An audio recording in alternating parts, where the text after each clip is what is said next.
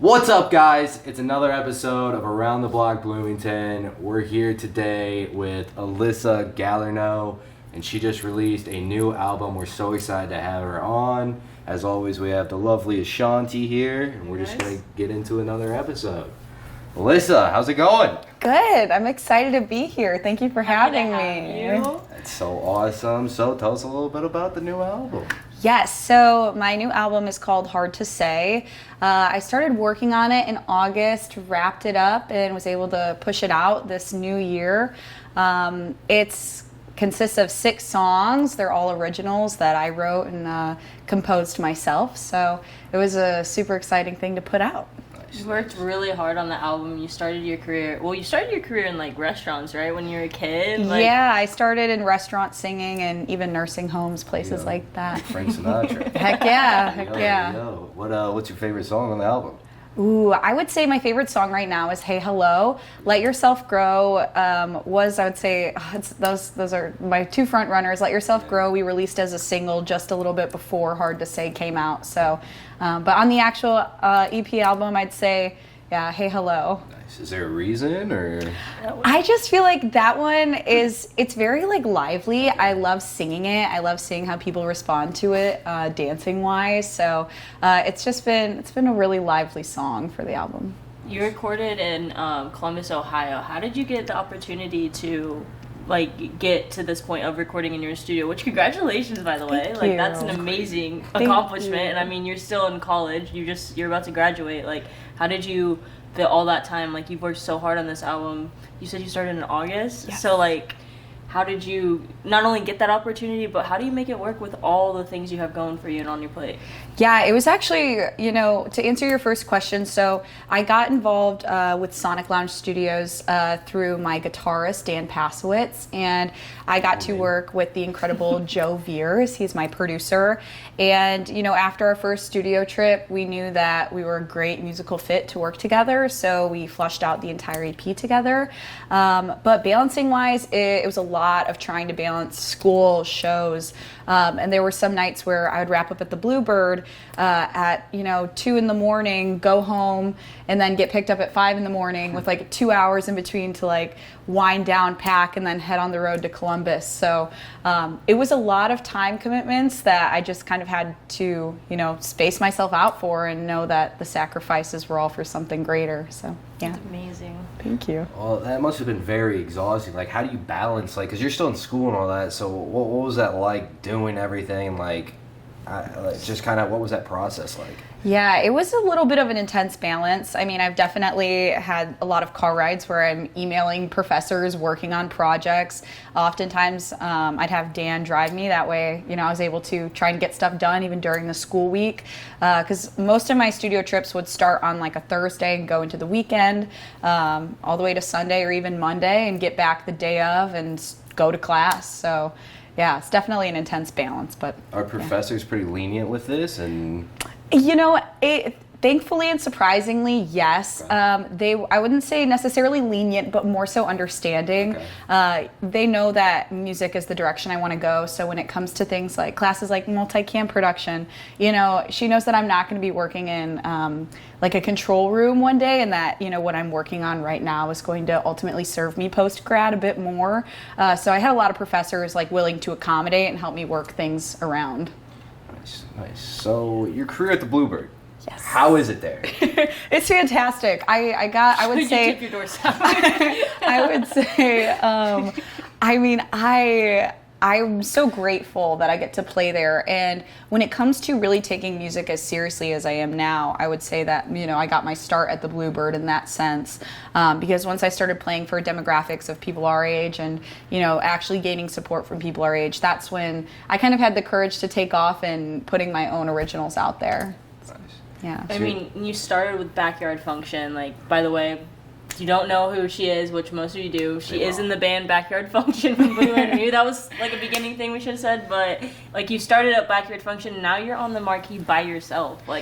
If you didn't know what a marquee was, because I didn't, that's the big sign above Bluebird. Yeah. The little fancy dancy sign. She's got her name solo on there. How does that feel? How have you evolved from the the girl starting at Bluebird people might not even know your name to like everyone knows your name. You're in public, people say hi, all that.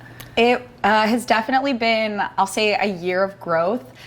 You're completely correct. When I started at Bluebird, nobody, knew who I was, and I just remember like being over the moon to just be there with my band, and being able to gain support from the public was just an insane transition for me, and being able to have my name up there now is even still it's like a still major shock to me to see it up there.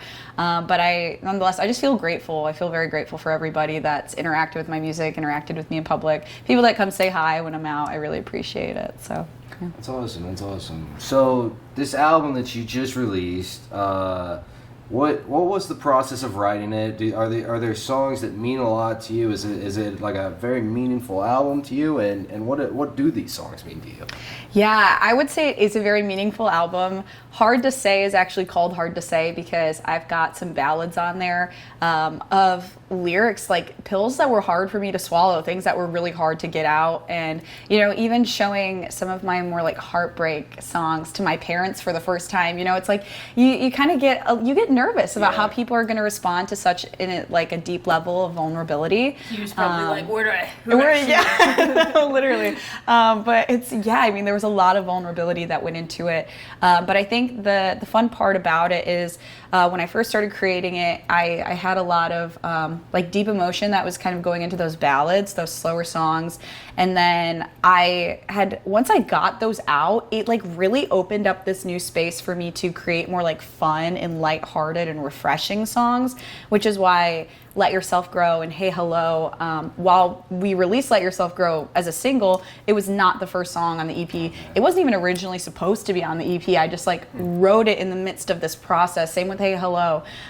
We scratched 2 songs for those 2 records to get put on there, and they ended up becoming my favorites. So once I did get those harder things out, it was easier to open it up to lighter songs and more fun stuff. So how do you go about deciding what songs make it and stuff like that? Pure feeling, pure emotion. I mean, I knew that when we were halfway through, I knew that I had my ballads done, and I was wanting to kind of balance the EP out a bit more with some more upbeat songs because, for example, playing at Bluebird, when I bring the EP there, I don't want people to leave sad. So I was I should put some things on here that are a bit more lighthearted or enjoyable to listen to. And, when it comes to falling in love all over again and feeling good warm emotions inside, it's Hey Hello suddenly came out of nowhere, and that's a song that wasn't supposed to be on there, but yeah, it's hard to get people rocking to sad songs in Bluebird. Yeah. I mean, emo night does happen every 6 months. If you want to go that route, the doors are open. But also I'm just so curious what the songwriting process looks like. How do you? It's gonna be hard, yeah, right? How do you get into the zone? How do you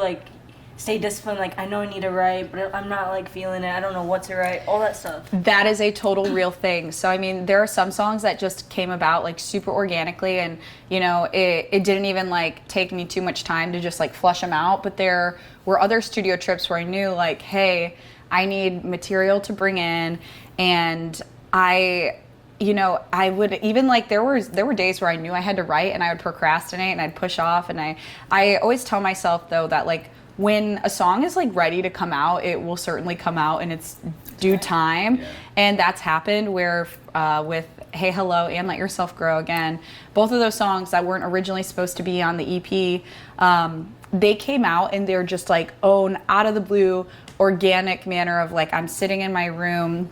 Let Yourself Grow started at Griffey, but Hey Hello, I was sitting in my room, and it was a song that I lied, that was flipped. Let Yourself Grow, they both actually had a Griffey trip in there, but Griffey Park shout out. Yeah, Griffey Park. But a lot my bass for both of those songs came at Griffey, and then I was I had these emotions that I wanted to flush out, and I'll just be in my room and it just starts to kind of flow and pour out of you once you get lyrics going. And what I always tell people too is when I'm in the studio live, things change. change. I'll like switch lyrics around, or I'll add more stuff into it. Like I'll start a song one day, go in the next day and be like, hey, I don't think this is totally complete. I'd really like to add, like more texture through like these lyrics or this sound. So yeah. And I remember like following like one on Instagram post that when you were in the studio, you were like in the studio probably like 12, 13 hours a day. Does that sound right? Maybe more? 14-hour days. 14 hours a day. And so it's like you spend all this time songwriting, right? And then you go to take it to the studio. Like, is there times where they're just like, nah, this isn't it? And like, or like, they're like, hey, I want to add this. And then you hear it and you're like, no, I don't like that. Like, how do you like keep a healthy balance working with someone so straight for so long, and like also like taking in all your feelings and hard work, and then them like not disregarding it at all, but being like, I think like throwing in the like outside perspective? Yeah, I mean, that's actually a really good question, because we've had studio days where like when it's nearing the end, and sometimes like if I'm doing too many takes, they'll be like, Allie, that sounded the same as the last 4. Like, what are you hearing that we're not? Like, you have to get a take that, you like, but also to some degree, like, I can be my own harshest critic, right? So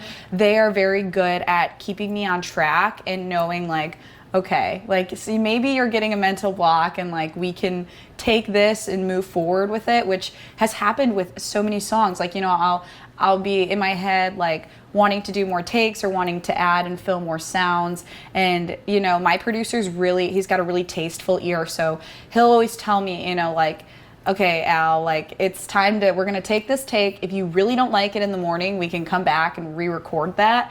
But, for this verse, like, let's take it and let's press forward. And then I'll go back, I'll listen to the record once it's like pressed and it's like, kind of mock format. And I'm like, oh, that he's right. Like, that does sound good. That's just fine.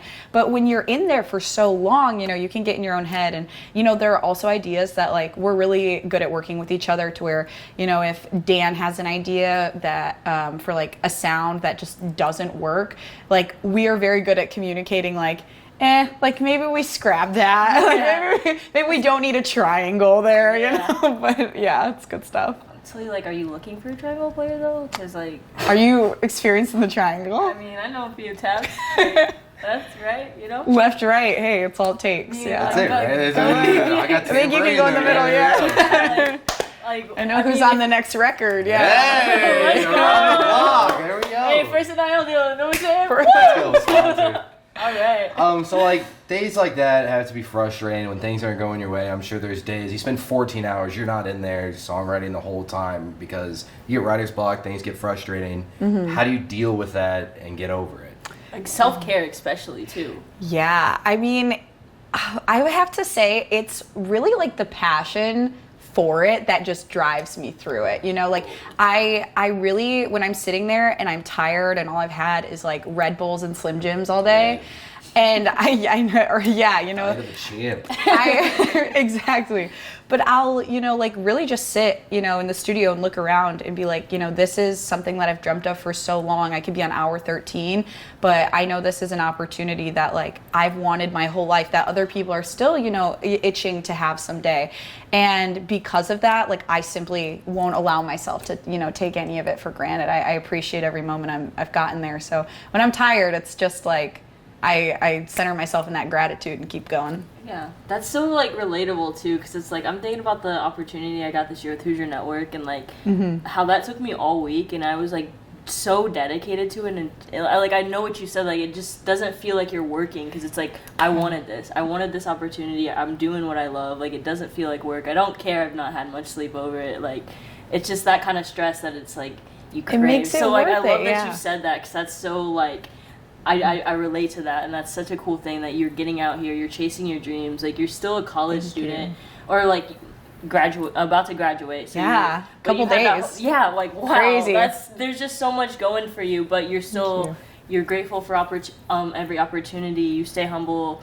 You serve the Lord. Like I see you at church we go to church every Sunday almost. And it's like the way that you balance this all is like you've made it seem so possible for like to chase your dreams at a young age and to not give up on yourself. So like what advice do you have for the people that look up to you and are like, man, like that I would love to perform the Bluebird someday, but that just seems like so far away, or like I want to be like recording in a studio, or even something as simple as like being in the media studio, stuff like that. Like you've done the interviews and stuff for What's Up Weekly, stuff like that. Like what kind of like advice, and like maybe talk about your starting point and like how you got involved to be where you are now. Absolutely. Well, I would say, so you're correct. I do credit everything to the Lord. I don't think, any of the opportunities I've been given happened just by chance.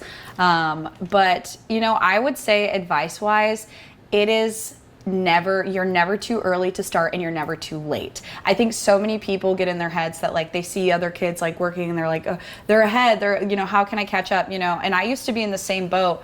But really just putting yourself out there in the first place. I call it climbing Cringe Mountain. I got that from a good friend named Brody Lassner. Climbing Cringe Mountain, putting your stuff out there and knowing that like, some people you might be nervous how people are going to respond to it at first, but knowing your end goals and not being afraid to ask, getting connected with other brands, other sponsorships, and really just like trying to connect with as many people as possible. Building friendships has been the biggest gift that all of this has been able to give me, because when it comes to networking, it's like one thing to like know somebody and try and do things off of like simple relationships, but when you really do build friendships and you nurture those, that is when people are really going to want to stick their hand out and help you, and they're really going to want to, and that's the thing, is you can return and help them, and that's like the beauty of that balance, is there's always going to be something that I feel like people can do for each other. So nurturing real relationships, just putting yourself out there, climbing Cringe Mountain, not being nervous, and just going all in. Cringe Mountain. Climb it, go all in. So that's my advice. I love that. That's beautiful. Thank you. How was it at first climbing Cringe Mountain? Was it cringy or? It was bad. I just got like chills thinking about it. I remember, even before posting things, I would like scroll through my posts a bunch or watch my reel like 40 times, re-edit, re-clip things that nobody to this day would like ever notice or think about. And I remember even so like going out and singing like Locked Out of Heaven at first, for example, is a cover song by Bruno Mars. And I was like, people are going to think I'm silly for singing this song. And it's like, it's a song that people love now. And it's like, you always get in your own head about what you think others are thinking, when in reality, like no one is thinking about you that much at all or thinking about what you're doing. So at first it was like, I had all these like hard to swallow pills that ended up being like little Tylenols, that like I was just getting myself stressed over. So it's hard at first, but once you just take the leap of faith and you see people respond positively, then you're like, okay, I can do this. And I feel like you lose a little bit of like I don't care a little bit. Like I don't care you what stop caring like, after a little. But as an avid Bluebird goer myself, as an attendee, do you tip your doorstep? No, don't tip your doorstep because you're paying a $10 cup. Right. We're not going to get into this in this episode. This could be its own segment. It could be its own thing for another time. Ask me at the Bluebird about it, and I will tell you my opinion. Anyway, as an avid Gunner Bluebird... doesn't pay to get into Bluebird, so don't ask him. Right. Still not tipping. Now I'm definitely not tipping. All right. Gonna get him fired up on this episode. Facts. All right. So you were with Backyard Function. How did you start with that, and how did you guys get into the Bluebird, start playing there, and get to where you are now? Yes, so thankfully my saxophone player Nate Cook has been playing at the Bluebird since before he was even in college. Wow. So he had a really great connection just like with the music and faculty there. And the band itself had started a little bit before I actually joined, and they had found me, and from there I hopped into like my first headliner ever. So I hadn't opened for anybody at the Bluebird. I just they gave me like a set of 32 to 34 songs, and it was like, I had 2 weeks, and it was like, go, game time. So it was a really quick turnaround for me, but again, it was something I'd wanted so badly that I was like, I'll sit in my car and learn them, and I did. I'd spend I'd pull all-nighters learning songs, preparing for shows, and because I do everything completely memorized up there also. Wow. Yeah, I mean, that's kind of how we got in. The band was opening for a bit, and then they got headlining sets, which I was able to be a part of. And then, yes, that started to transition over to Alyssa Gallarneau with all of my original things. Once the band itself, because we've always been a cover band, and we always knew we never wanted to like make records together. So once the boys started, graduating, we've already lost and replaced like a bunch of original members as is. So it was kind of like we were just like floating and having fun, and now this is something I'm ready to take more seriously, which is why we've made the transition. And when did you guys start doing this? Ooh, gosh, our first show was, I've been playing at Bird for about like a little over a year now, a year and a half, I'd say. Yeah, year and a half. I still remember that Canadian tuxedo. Okay, yeah, that was like one of my beginning shows. That was my favorite. I was like, I've never seen a Canadian tuxedo rock like that. Thank you. And then you were like, you're so beautiful. I was like, you're so beautiful. And those were us all bored. I want to talk about like, you're so beautiful, Gunnar. Thank you guys. I needed that. But I still think you should tip your doorstep. I'm not tipping my doorstep. Anyway, so yeah, Bluebird, that's got to be fun playing. What is the future looking like for you now? Yeah, so initially when I released Hard to Say, my next plan was I really wanted to tour it. So I've been working with my writers, or my... She's got ghostwriters, guys. No, this was all a lie. This was a lie. I've been working with like my guitarist and my keys player. We're filling in the band as we speak right now, and my drummer. But yeah, I'm working with I guess I'd say like my team, my bandmates, and we're gonna hopefully tour Hard to Say, but I also just received an opportunity to record in London. Wow. So Hard to Say, while it was supposed to, I'm glad it's having its moment right now, but I think we're going to start another project out there in London in the UK, post-graduation. Yes, so this summer, that's kind of next on the radar. Are you going to be there? Is it going to be an all-summer thing, or like, where are you going to? Yeah, so it'd probably be, I'd say over a couple weeks to a month that I'll probably live out there to just like flush out the records. I'd be working with a completely new producer, which I'm super excited to work with. He's worked with Amy Winehouse, Paloma Faith, so a lot of, really talented musicians. So it would be a total privilege to take that opportunity up and get that going. Sounds like fun. Are you going to come back with a British accent? Okay. Can you do one right now? Okay, I feel like it's kind of bad. I always That's not even. That wasn't even bad. She's made for it. No, I got to study abroad there for 3 months, so it was. Wow. I got it down. So a little bit. You got practice. A little practice, but yeah, that's the thing is, so I got connected through Mark Morrison from Return of the Mac, and he lives out there. You so. Just got to have a meeting with him, like talk about that real quick. Yeah, it was a super great opportunity. We got connected just through, other, like, I would say family friends, because my musical family in said restaurants in Florida, they take really good care of me, and they connected us. And yeah, we talked about getting me connected with my new possibly producer, and yeah, he's just a great guy, and I feel grateful for the opportunity he's been able to start, propelling for me so far. So. I was like showing people at church, like, Return in the Back. They're like, oh, I haven't heard it. So I like pulled out my phone. I was like ready. She goes, it's this guy. She goes, look, she's here. They're like, da da da da. Yeah. You know that song, right?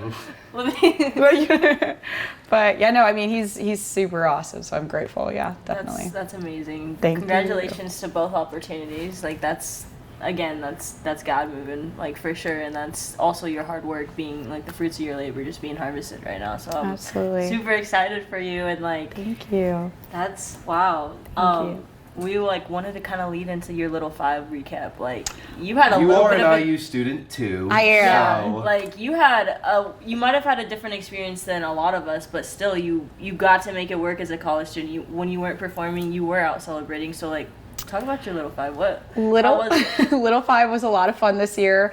I didn't really do much of like I didn't get to partake in Little Five to the full extent last year because this year is insane. But I turned 21 over the summer, so this was like, I would say, my first and like real Little Five experience. She can talk about on camera. And yeah, that I could. So let's see. Friday, I was, I got to go out see some friends. Saturday, I actually got to play Little Five, which was like the craziest crowd, and I got to do my first signing there for Hard to Say. So I interacted with, roughly like 400 people that night, which was awesome. And then Sunday rolled around, and it was like, things had like slowed down, but I kind of used Sunday to, still like enjoy a little wine night with my friends, because a little wine moment, because I wanted to experience Little Five still. But I mean, I'd say like the peak days, like even Thursday was crazy. I was out Monday, Tuesday, Wednesday, Thursday, and Friday, so I can't act like I didn't fully partake, but I also worked, so yeah. I don't know. I've gotten too old, man. I was not doing all that this year. I tried. It was too busy. It was way too busy. It was really, really busy. Yeah, I did like very intimate, like sort of things, but I mean, I stopped at like bars nonetheless, a couple of them. Yeah, because it's like we went out Wednesday, right after. Yeah. We worked at Bluebird, so it's like, I mean, by the time you just get off and like, I barely do anything like taking cabs, but talking to people is like exhausting. I can't imagine what it's like performing and then like going out to see more people, and like you said, like people recognize you wherever we go, and so it's like that's a lot of like, as much as you are appreciative with your fans and like your friends and stuff, like that's a lot of social battery. So like, how do you manage both? Like it's a little bit of a loaded question, but how do you manage like that kind of social battery with like engaging with people all the time, going out, maintaining that kind of social life, but then also like going back to your bandmates, like how do you all, I'm sure it's not all sunshines and rainbows, but like how do you maintain like a healthy relationship with all the bandmates and making sure everyone's like getting along okay, and like just all that kind of social battery management? How do you do that? It's, that is something I've been learning how to navigate a bit better, is social battery management. When it comes to the band, thankfully, we all we interact and treat each other like family. So, I mean, when we are like doing our own things, when we come back together, it's like, we just hop into things very quickly and organically. When it comes, I have to say though, I pay a lot of credit and appreciation to my friends, because those are the people that are normally out with me, and when we are interacting with people, and stopping like every couple of minutes to talk to people, I'm sure it wears and tears on them, but they all do it with a smile, and they're always willing to hang out and just be a part of the ride, knowing that when we do go out, that's something we'll probably engage with. But yeah, I mean, I'm so grateful for people even wanting to interact with me in the first place, that it's hard to ever get like frustrated with it, because everybody's so kind, and normally it's like it's just a fun, good old conversation. So yeah, it's good stuff. Good stuff. It's always a good time in Bloomington, man. It is. We've got some like good characters out here. Yeah, there's some interesting people, especially on Kirkwood, man. Never Late go at night. on Kirkwood. Never. No. You got actual characters, like you got people dressing up as Spider-Man. Like, Yes. Oh, I've got a photo with No. Spider-Man. No, but they're fun. I've They're never so got fun. to I like talk to them. I saw the cat I in always the just hat once. The cat. Wow. We've got a Yeah. cat. I didn't know we had a cat in the I hat. always see him on Barstool, Indiana, but I never get to see him myself. In And person. I'm like, maybe one of these days. Okay. Yeah, I've got a photo with Spider-Man on Kirkwood. I was getting Sweet Green before a show with my dad, and I was like, "You need a picture with you, my friend." Did he talk much? Like, No, okay, the one thing, so when I did ask him for a photo, I was like, is that okay? And he was like, well, I dress up like this for a reason. Do you think I'd do this if I didn't want attention? And I was like, Spider-Man? heck yeah, no, I mean, it could be, but he Duly was trying to that play it It was- cool. oh, okay, He was probably trying to play it okay, cool, okay, so. Okay. Can't confirm. Never seen him take the mask off. Can't confirm, yeah. It's But true. and I saw him the other day in People's Park listening to some music. So he's out, he's active. He's out and about. He's really for the active. homeless. That's so. He's a good guy. That's He's gotta a be, good- yeah. That's gotta be the real Spider-Man. That's a good crazy, man. dude. That's. Homeless guy dressing up as Spider-Man every day. That's dedication. No, maybe he's an ambassador for them. Yeah. Maybe he's Maybe just an saying ambassador. like, Oh yeah. you know, like yeah, you like if you you might not pay attention to, is it People's Park? You might not pay attention. So it's like, then when you see Spider-Man, you're gonna go over there and like get a picture, and then you gotta feed them. So it's like. That is true. That's a good. That is a a good way to. strategy. Dude, that is awesome. Now that I think about it. Spider-Man for the people. That's a good idea. I knew you were going I with might that. do that. Get like a Batman costume and just stand outside like canes or something. And really take photos for. You're just like, We'll take photos what's for this chicken weirdo doing tenders. here? For chicken tenders. Take photos awesome. for Start chicken doing tenders. that. In this economy, I understand. Dress up as Batman, as if I'm not the real Batman. You're playing it cool. I have never seen you guys in the same room. Now that I think about it. That- Things are getting weird. So, all right. All right, you want to do the read the story or the people's yeah. stories? Do you have it on your phone? I do. All right. Awesome. So, like about a month ago, we had you guys at the end of the episodes submit your roommate stories or your crazy ex stories, whichever one you prefer. And we actually got. There were some weird ones. There was some weird ones for sure. There was even one about Gunner, I believe. Should we go into that one or? We're gonna watch you take a sip of this though, so you make it. You're gonna make me Want nervous. me to block it or? Some people don't. Okay. All right, that was a normal Clipped. sip. That was a normal sip. Normal sip. I was thirsty. We made hot chocolates in the middle of.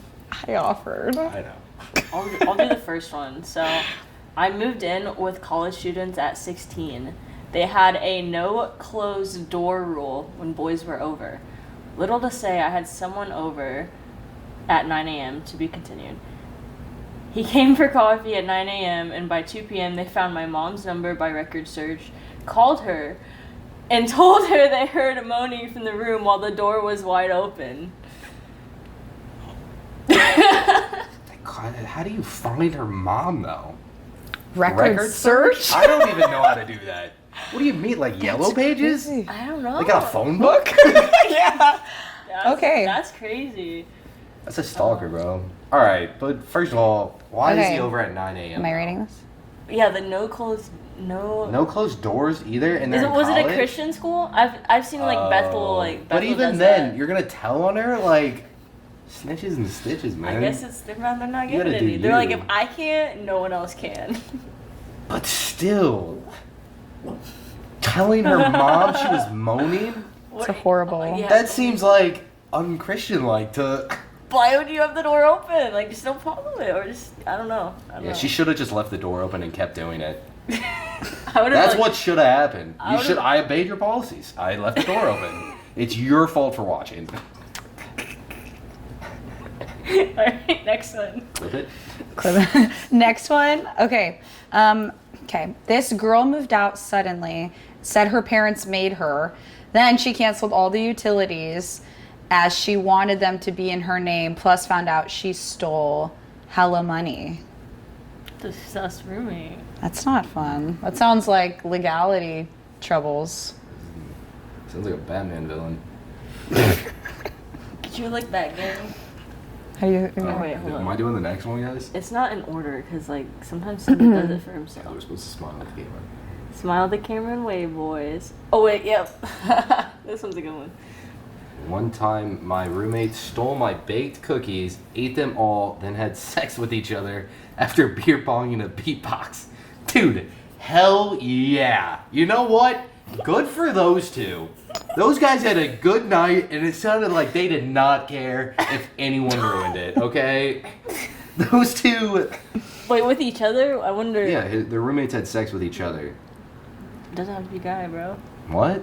It doesn't have to be guys. I didn't know it was a guy. said- I said hell yeah. You said bro. You said guys. Well, it was more like a... Okay, like go on. My bad. Like, you know how, like, Spanish has, like... You know Spanish. You know how Spanish ends up, like, you know how O and A... Alright, no, Yeah, I know what I you took mean. 3 but years of Spanish. and that's I'm like not- a crazy comparison. I don't need to... You know- I don't need to debate this. I'm not Oh. tipping. Oh. That's you. That's kind of sad. But I mean, that is a crazy story. Do we want to share that one? I'll read it. I don't give a- Gunna can handle the Uh, NSF. My ex-boyfriend cheated on me with one of my friends while I was asleep in the room next door. He then, a few months later, had a threesome at a hotel I caught him at. I think she So- should have broken up with him the first time he cheated. Yeah. But My ex-boyfriend cheated on me with one of my friends while I was asleep in the room next door. do you believe in once a cheater, Keeping- always a cheater? I've Well, always kinda stuck clearly, with that. I mean, I don't know. Hold up. All right. I think people are capable of change. Yeah. I've heard some testimonies. Yeah. So But now there are signs of. I if you're dating wouldn't- a douchebag, then you're dating a douchebag. And you Yeah. gotta realize that. yeah. So Me personally, I wouldn't stick around. I don't think, but I mean, I know it's probably easier said than done. Yeah. I've never had to experience that, like I don't cheating know. part. The next room though. I have. The next room. You think he was sleeping with her and then like tiptoed over? Like he was like real sneaky. I don't know. It's Sneaking really around. messed up though. Don't cheat on your girlfriends. Or Okay. boyfriends. Or boyfriends. Hold on. Don't cheat on your partner. Okay. Just don't get in a relationship if you're not ready. How about we start there? Okay. That's a very Alright. difficult thing for people. Okay. Oh. I think like that one was lame. We didn't want to read that one last time. That might have been me. No. This was actually my roommate. This was not about me, but It was about her. no, it wasn't. We still have a dog. But this is from my roommate's old roommate. Okay. We adopted a dog and kept it for 7 months, and then she said she suddenly developed an allergy to it and then took her back to the shelter without my permission. Told you it's not about me. Our dog's a boy. He's still Oh my here. gosh. I'd be For so now. sad if someone took my dog back without my permission. That's How not. do you even do that? Though? Also, like- don't you need to like have How do you just develop an allergy all of a sudden? like Like, a dog? I don't know. I feel like that's a lie. Like, you just all of a sudden developed an allergy, just take it back. Like, that's. I think they hated the dog. Yeah, it's I gotta think they be. hated the dog. How can you hate a dog? Which Don't get a dog if sometimes- you're not ready to take care of a dog. Quit as my dog! There are certain incidents which I might agree. He can hear you, okay? Yeah, I know, and he'll still bite me. I'm just kidding. He hasn't bitten me yet, but it's because I keep my hands up like this. I walk around the house like You do this. have a little rowdy puppy. Yeah. Okay. Next question. That one was gross. We'll do one more. Oh my gosh, I got a good one actually. We're gonna have to. Gunnar knows exactly which, since he doesn't want to tip his door staff. We'll see about that. What do you mean? Is it right there? What is your opinion on tipping door staff? I'm just messing. I don't with have any money at all, and the money I do give, I feel like already goes to the door staff. I feel, yeah, We do not get that, bro. What do you think? Do you get the money? Who's getting the money? Who's getting the money I give these people? How do you think they pay people? This money's not disappearing. So, yes, like, artists will normally get, You guys get paid? Yes, yeah. Really? Yeah, all the bands do. I didn't know that. Yeah. Yeah. We might have discussed that last time, actually. Oh my gosh, this is long. Holy sh- Okay, all right. don't. Why you gotta... Do I have, am I gonna get, like, in trouble for saying any of this? No. Okay, She's calling me. okay. I think it's. I worked funny. at Kroger, and this guy came through my line with 2 bouquets of flowers, and asked which ones I liked best, and the one I chose, he gave them to me after he paid and then left. And then he came back like 30 minutes later and said something like, "Here's my number. I forgot to give it to you," which was written on a waiter's note. He ended up being friends with one of my coworkers and told her that he gave me his number. And she told him I had a BF. Ooh. We became friends after I saw him at Eclipse Day and recognized him, and he recognized me, so we started chatting, and I was really drunk, so he tried to hold my hair back when I was puking. Oh, and he would come into Kroger a lot and hang around. He being Gunner. That's So literally he's a just story. gentleman? That's just a story of me getting I was friend zoned. saying That's all that no, was. but that's No, so sweet. no, You that got is encompassing who flowers. Gunnar is. He's a gentleman. He Gentleman buys flowers. He shows up. He will help you hold is your hair not if you scared of throw up. Attaboy. Yes. Honestly, like, and she had nothing but good things to say about you. So Yeah. everyone gets friends. I think it's funny that she submitted I that. tried for like 6 months to get her to date me, and she would not. So And now that you're on a podcast, she's gonna be hitting your line. I'm hoping. Alright, Alyssa, thank you so much for joining us on the Around the Block. This has been an amazing time getting to know like who you are as a person, but also as an artist, and like what the process has been like. Thank you. It was awesome getting to know you. I didn't know you much beforehand. I learned a lot about you, and I hope you guys did too. Go listen to the new album. Do you have any dates you want to plug or anything? Oh, dates. I mean, as of right now, we're looking to put together again our next EP and a tour circuit. So if you follow my social media handles at Alyssa Gallarneau, we'll be releasing a lot of dates there soon. EP, hard to say, out now. This has been another episode of Around the Block. Thank you for joining us. I'm Ashanti. I'm Alyssa. I'm Gunner.